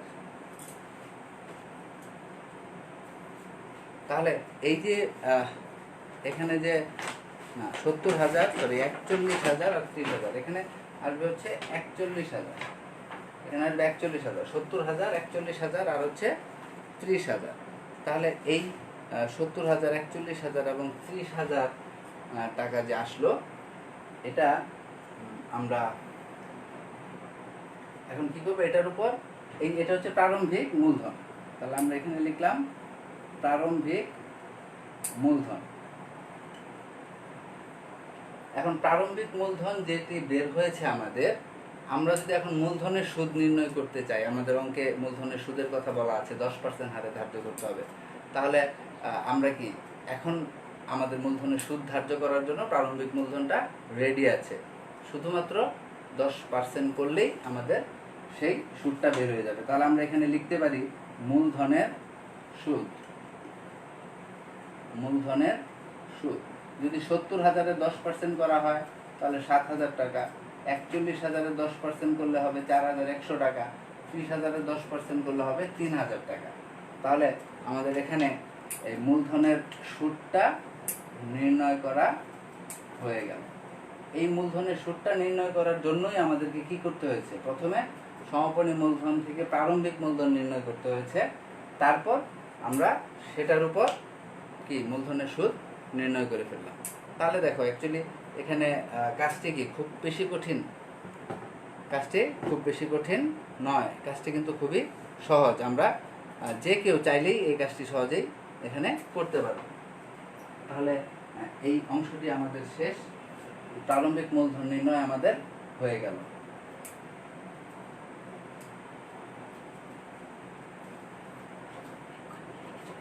এবার দেখো খতে আমাদের ছিল কি সমন্বিত লাভ লোকসান আবন্টন হিসাব। সমন্বিত লাভ লোকসান আবন্টন হিসাব। এই সমন্বিত লাভ লোকসান আবন্টন হিসাব আমরা এখানে করব। সমন্বিত লাভ লোকসান আবন্টন হিসাবে আমি তোমাদেরকে আগেই বলেছি যে সমন্বিত লাভ লোকসান আবন্টন হিসাব মানে অলরেডি লাভ লোকসান আবন্টন হিসাব প্রস্তুত করা হয়েছে, তো সেখানে শুধুমাত্র বাদ পড়ে যাওয়া বিষয়টি, সেই বাদ পড়ে যাওয়া বিষয়টিকে আমরা কি করব, এখানে নিয়ে আসব। তো এখানে আমরা দেখেছিলাম যে একটি মাত্র আইটেম আমাদের বাদ পড়ে গিয়েছিল। আমরা এই সমন্বিত লাভ লোকসান আবন্টন হিসাব তৈরি করার জন্য যে ছকটি করব, ছকটি এরকম হবে।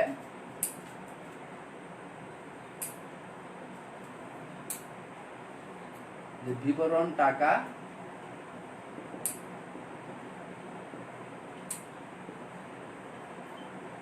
বিবরণ টাকা। দেখো একটি মাত্র আইটেম সমন্বয়ের ক্ষেত্রে বাদ পড়ে গেছিল। আমরা জানি যে আমাদের এই পাঁচটার নাম ক্রেডিট আর এটা হচ্ছে ডেবিট। তো আমরা যে আইটেমটি বাদ পড়ে গিয়েছিল, কি আইটেম? মূলধনের সুদ। তো মূলধনের সুদ আমরা একটু আগে নির্ণয় করলাম। এই মূলধনের সুদটি প্রতিষ্ঠানের জন্য আয় না ব্যয়? অবশ্যই প্রতিষ্ঠানের জন্য ব্যয়। তাহলে যদি ব্যয় হয় তাহলে ডেবিট হবে না ক্রেডিট হবে? ডেবিট হবে। তাহলে ডেবিট হলে ডেবিট পাশে লিখতে হবে। তাহলে একটাই আইটেম মূলধনের সুদ, তাহলে সেটা ডেবিট পাশে লিখতে হবে। তো আমরা জানি আমাদের এই অঙ্কের ক্ষেত্রে এখানে লাভ লোকসান আবন্টনে আমরা যে আইটেমটা লিখব সেটা যদি অংশীদারদের মূলধন হিসাবে যাওয়ার মতো হয় তাহলে উপরে হেডিং বা শিরোনাম দিয়ে দিতে হবে অংশীদারদের মূলধন হিসাব। এখানে যেহেতু আমরা অংশীদারদের পুনঃসমন্বিত মূলধন হিসাব করছি, তাহলে এরও মাথায় হেডিং আমরা লিখব যে অংশীদারদের পুনঃসমন্বিত মূলধন হিসাব। তার মানে এই আইটেমটি অংশীদারদের পুনঃসমন্বিত মূলধন হিসাবে যাবে। ব্র্যাকেটে আমরা লিখব মূলধনের সুদ, ব্র্যাকেটে লিখব মূলধনের সুদ। এখন এখানে যে মূলধনের সুদের কথা বলা হচ্ছে, এই মূলধনের সুদটি আমরা নির্ণয় করেছি অলরেডি। যে মূলধনের সুদ আমরা নির্ণয় করলাম তিনজনের। আনিন তার হচ্ছে 7,000, জায়সা তার হচ্ছে 4,100, আর প্রজন্ম তার হচ্ছে 3,000। তাহলে এই তিনজনেরটা মিলে মোট দাঁড়ালো কত? 14,100 টাকা। 14,100। এখন দেখো যে আমাদের এই যে 14,100 দাঁড়ালো, আমরা যদি এখানে একটা আর তো কোনো আইটেম নেই, একটা মাত্র আইটেম, তাহলে এই একটা মাত্র আইটেম এসেছে কোন পাশে এসেছে? ডেবিট পাশে। এবার বলো যে এই প্রতিষ্ঠানে এখন কি লাভ হলো না ক্ষতি হলো? নিঃসন্দেহে ক্ষতি হলো, কারণ আয় নেই 1 টাকাও, কিন্তু ব্যয় রয়েছে। ব্যয় কত টাকা রয়েছে এখানে?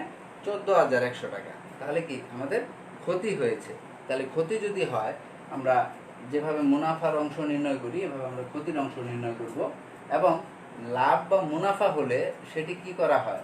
অংশীদারদের মূলধন হিসাবে গিয়ে মূলধনের সাথে যোগ করা হয় লাভ হলে। তাহলে ক্ষতি যদি হয় তাহলে সেটি অংশীদারদের মূলধন হিসাবে গিয়ে মূলধন থেকে মাইনাস করা হবে। তাহলে এই ক্ষতি যে হবে সেটি অংশীদারদের মূলধন হিসাবে যাবে। তাই এটারও মাথায় শিরোনাম দিতে হবে যে অংশীদারদের পুনঃ সমন্বিত মূলধন হিসাব লিখে ব্র্যাকেটে আমরা লিখব ক্ষতির অংশ। ক্ষতির অংশ। এখন এই ক্ষতির অংশ, ক্ষতি কত হলো? ক্ষতি হলো 14,100। তাহলে 14,100 যে ক্ষতি হলো, এটা আমরা কি করব? তিনজনের মধ্যে ভাগ করে দিব। আনিন পাবে, আনিনের ভর্তুকি দিতে হবে বা এখানে ক্ষতির অংশ বহন করতে হবে। 14,100 অনুপাতটা কি ছিল? 2:2:1। তার মানে ওর হচ্ছে 14,100-র মধ্যে 5/2 অংশ ক্ষতি সে বহন করবে। জায়সা সে করবে 14,100 ইন্টু 5/2 অংশ, প্রজন্ম করবে 14,100 ইন্টু 5/1 অংশ। তাহলে এদের এই 14,100-কে আমরা 5 দিয়ে ভাগ দিব এবং 2 দিয়ে গুণ দিব। তাহলে এখানে আমাদের যে রেজাল্ট আসবে সেটা হচ্ছে 5,640। একজনের হবে 5,000। আমরা এটা ইনার কলামে লিখবো, আমি আসলে এখানে লিখে ফেলেছি, জায়গা নেই। 5,640 একজনের, তারও আসবে 5,640। আর আরেকজনের আসবে বাকিটা 2,820। 2,820 এই সবটা মিলে হবে কত? 14,100। এটা আমরা নিচে লিখবো 14,100, এখানে 14,100 লিখে আমরা ক্লোজ করে দেব। ব্যাস, এই একটা মাত্র আইটেম ডেবিট পাশে আসলো খরচ হিসাবে। যেহেতু ক্রেডিট পাশে আর কোনো আইটেম নেই, অর্থাৎ কোনো আয় নেই, সেই জন্য কি ক্ষতি হলো। ক্ষতি যেটা হলো সেটা আমরা কি করলাম? বন্টন করে দেখিয়ে দিলাম। এই আমাদের সমন্বিত লাভ লোকসান আবন্টন হিসাবের কাজ শেষ হয়ে গেল। তাহলে এই সমন্বিত লাভ লোকসান আবন্টনের কাজ শেষ, তার মানে হচ্ছে আমাদের দ্বিতীয় অংশটা কিন্তু এখানে শেষ হয়ে গেল। তাহলে দ্বিতীয় অংশটা যদি শেষ হয়, তাহলে এখন আমরা যাব কোথায়? তৃতীয় অংশে, অর্থাৎ আমাদের যে 3 নাম্বার পার্টটি, সেটি আমি এটি মুছে দিচ্ছি।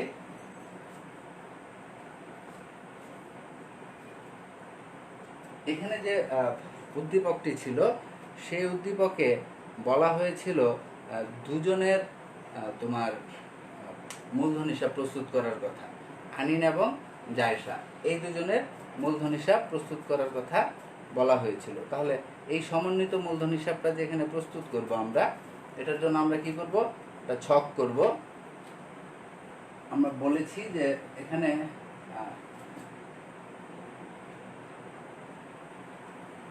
মূলধনের সাথে যোগ হবে কিছু বিষয়, মূলধন থেকে মাইনাস হবে কিছু বিষয়। এখানে প্রথমে যে ঘরটি হয় তারিখ, তারপর বিবরণ, তারপর দুজন অংশীদারের নাম। এখানেও তারিখ, বিবরণ, তারপর দুজন অংশীদারের নাম।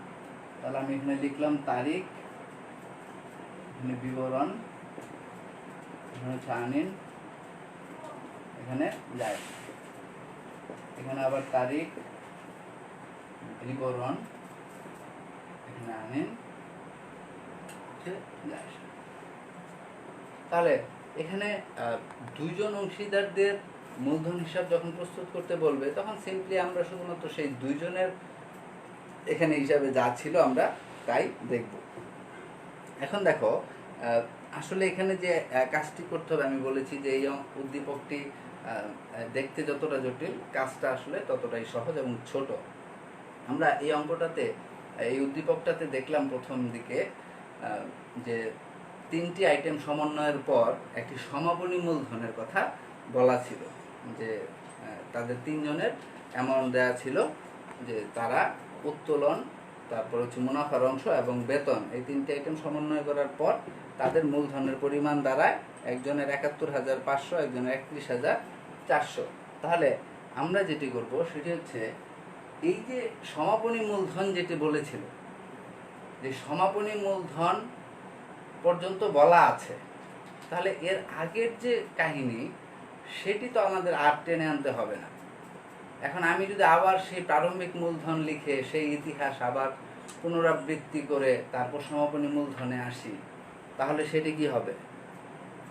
জল ঘোলা করে খাওয়া হবে। অর্থাৎ যেহেতু সমাপনী মূলধন দেয়া আছে, শেষেরটা নির্ণয় করে দেয়া আছে, তাহলে আমি সেখান থেকে শুরু করতে পারি।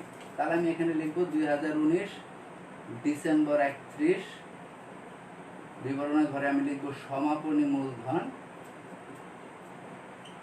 সমাপনী মূলধন অথবা ব্যালেন্স বিডি, অথবা লিখবো আমরা ব্যালেন্স বিডি। তাহলে ব্যালেন্স বিডি কত ছিল এই দুইজনের? একজনের আনিনের ছিল 71,500 আর জায়সার ছিল 31,400। এখন দেখো যে এখানে আমরা অংশীদারদের মূলধন হিসাব প্রস্তুত করছি, তো কি আসবে এখানে? অংশীদারদের মূলধন হিসাব যখন আমরা প্রস্তুত করি তখন আমাদের কিন্তু আমরা মূলধনটা লিখি, লেখার পর আমরা দেখি যে লাভ লোকসান আবন্টন হিসাব যেটি আমরা প্রস্তুত করেছি সেখানে কি কি আছে সেই বিষয়গুলো আসে, এই দুটো বিষয়গুলো।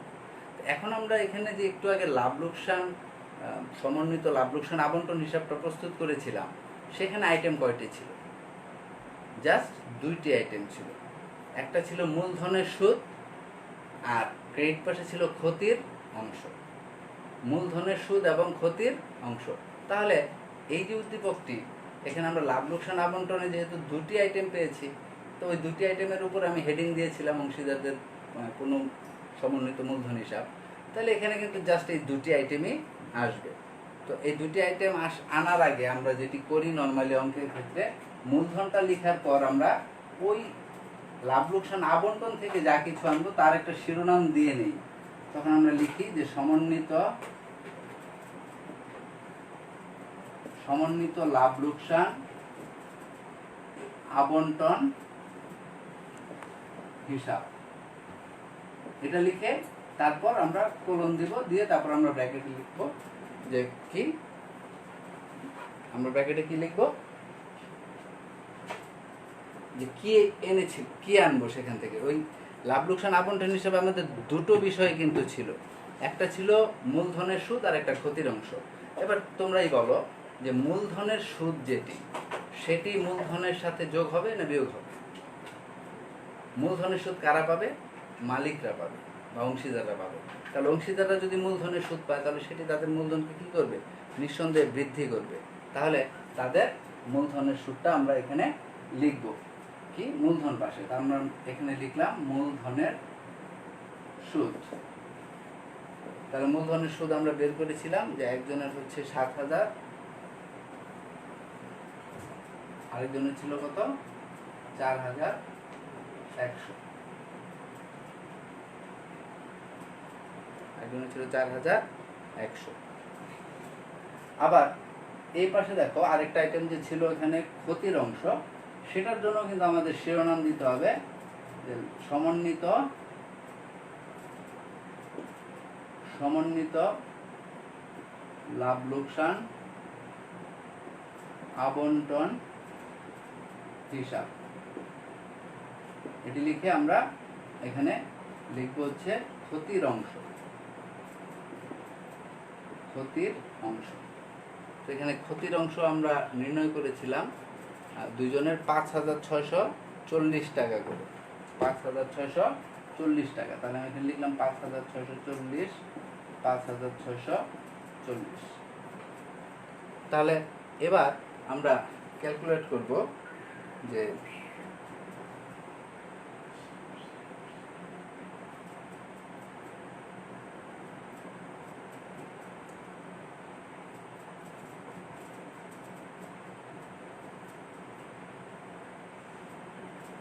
দেখো এখানে তাহলে আনিনের মূলধন ছিল 71,500।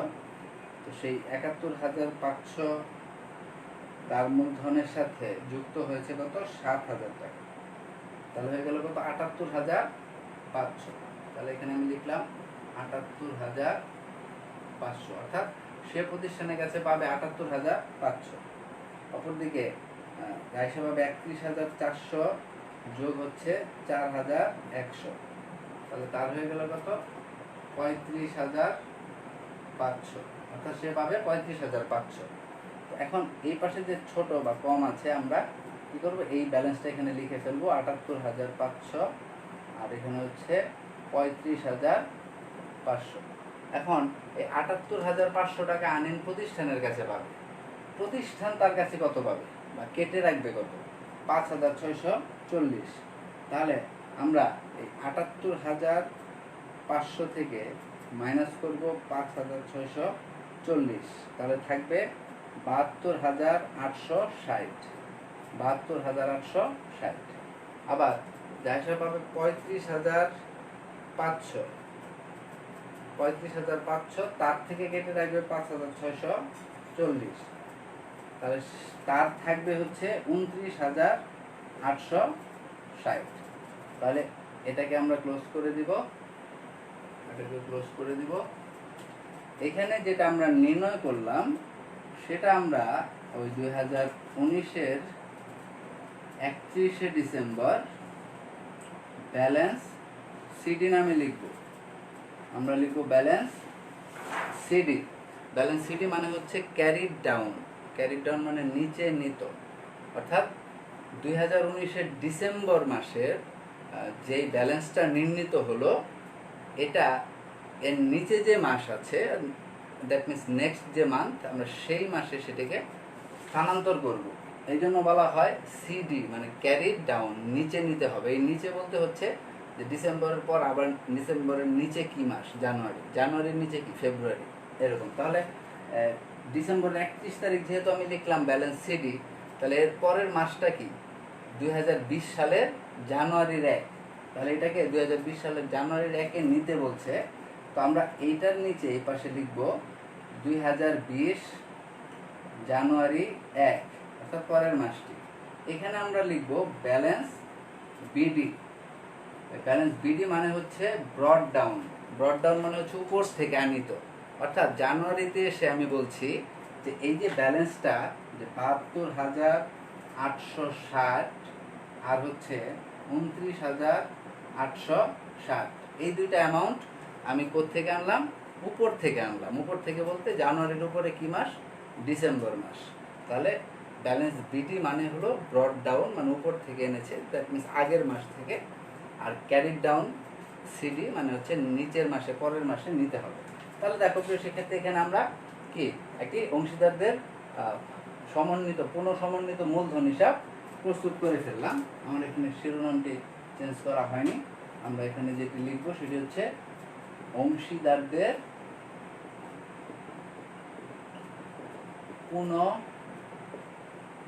পুনঃসমন্বিত মূলধন হিসাব। তাহলে এখানে দুইজনের মূলধন হিসাব নির্ণয় করার কথা বলা হয়েছিল, আমরা দুইজনের মূলধন হিসাব নির্ণয় করে ফেললাম।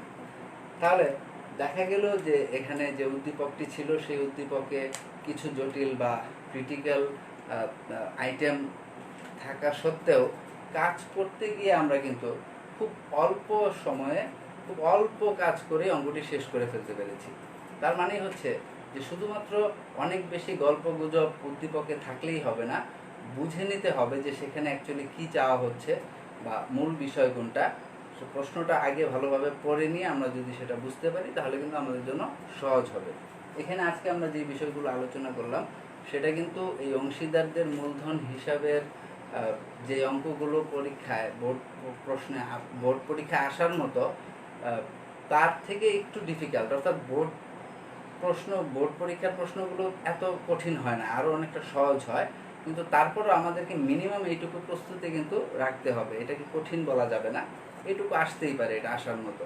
আর এইটুকু যদি তোমার জানা থাকে তাহলে তোমার নিজের ভিত্তিটা আর একটু শক্ত হবে। তো আমরা আজকে যেই কাজটি করলাম, এটি এখন তোমরা যদি আন্তরিকভাবে ক্লাসটি শুনে থাকো, দেখে থাকো, তাহলে আমার বিশ্বাস তোমরা প্রত্যেকেই নিজে নিজে এখন এরকম একটি অঙ্ক করতে পারবে। তোমাদের হোমওয়ার্ক থাকবে এরকম একটি অঙ্ক তোমরা অবশ্যই বাসায় করবে, ইমপ্লিমেন্ট করবে। নিজেরা কতটুকু শিখতে পারলে সেটি দেখবে।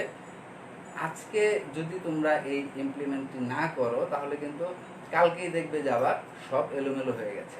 আজকে যদি করো দেখবে ঠিকই মিলে যাবে। তাহলে বই থেকে এরকম একটি উদ্দীপক নিয়ে তোমরা প্রত্যেকেই এই কাজটি করার চেষ্টা করবে। আমরা নেক্সট ক্লাসে অন্য একটি চ্যাপ্টার, নতুন একটি চ্যাপ্টার নিয়ে আলোচনা করব। তো সেই পর্যন্ত সবাই সুস্থ থাকো, সুন্দর থাকো, ভালো থাকো। আজকের মতো বিদায় নিচ্ছি। ধন্যবাদ সবাই।